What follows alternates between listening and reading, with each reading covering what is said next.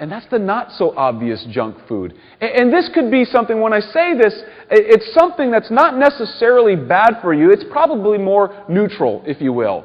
But what happens is if we take in too much of this stuff, it can fill us to the point where we're no longer craving good things. We're no longer craving God's Word. And an important question to ask yourself is, what is my smart food? What is it for me that I can fill myself with? Is it TV? Is it entertainment? Is it music? Is it something that, again, in the right portions, there's nothing bad with that. There's nothing wrong with that. No one will look at that and say, that's bad.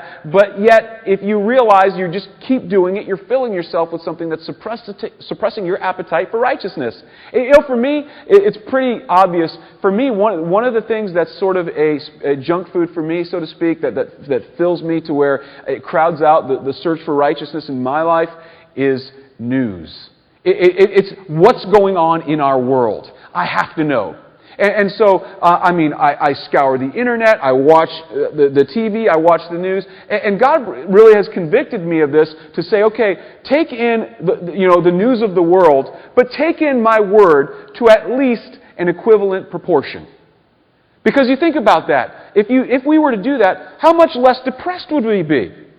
To look and say, oh my goodness, that's really, really bad, but this is really, really good, and it begins to balance us out. And so for me, that's one of the things that I had to challenge myself with. One of the other things I had to really do to stop taking this in, again, not because it's wrong, but one of the things that Rebecca and I recently did is we cut our cable. And several reasons. One, we were looking at our budget and saying, this is an obvious waste, and we've done that before. It's like, so let's cut this out for a season in life. So it was financially motivated, but one of the things that was a selling point for me was it was a good way to sort of cut some of the media intake from my life. Because, again, there's nothing necessarily wrong with it,